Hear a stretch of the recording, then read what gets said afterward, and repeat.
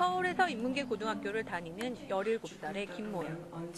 김양은 최근 들어 매사에 의욕이었고 부모님이나 친구들에 대한 짜증이 부쩍 늘었습니다.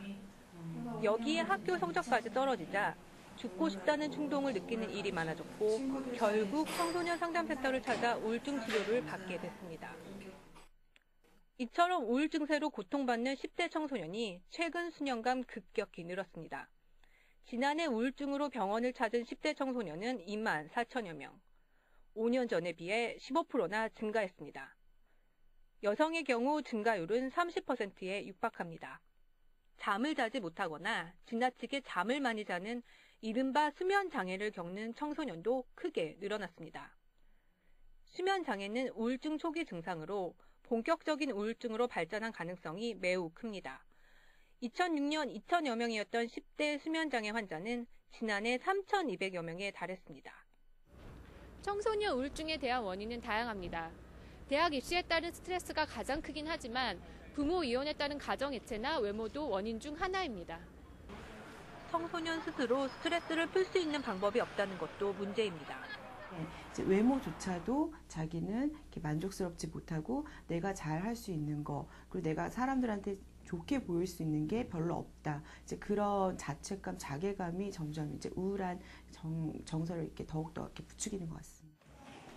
청소년 우울증은 우울한 감정이 겉으로는 잘 드러나지 않는 가면성 우울증이라는 특징이 있습니다.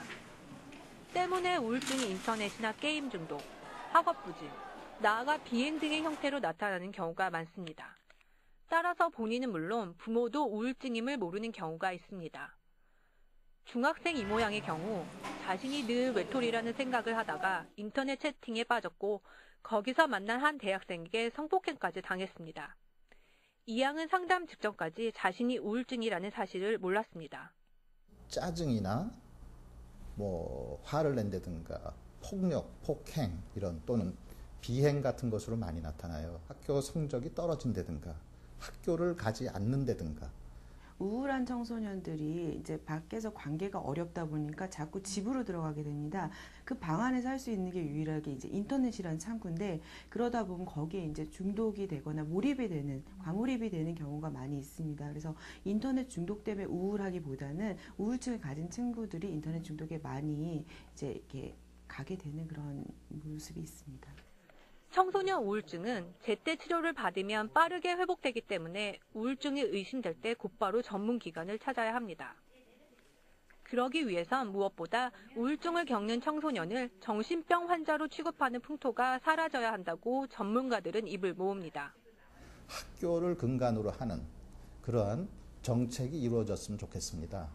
가장 중요한 것은 어떤 것이 우울증이고 우울증이 생기면 어떻게 하고 또 우울증이 아주 심각한 상황인 자살 의도가 있을 때는 어떻게 해야 된다 하는 이러한 정도는 최소한 학교에서 교육이 이루어져서 부모들의 각성과 세심한 배려도 중요합니다. 학업 성적에 대한 과도한 스트레스 속에서 비뚤어져 가는 자녀들의 성격이 자칫 우울증으로 이어지지 않도록 신경을 써야 합니다. 또 자녀들이 스스로 스트레스 해소 방법을 찾을 수 있도록 지켜봐주는 태도도 필요합니다. 연합뉴스 김보경입니다.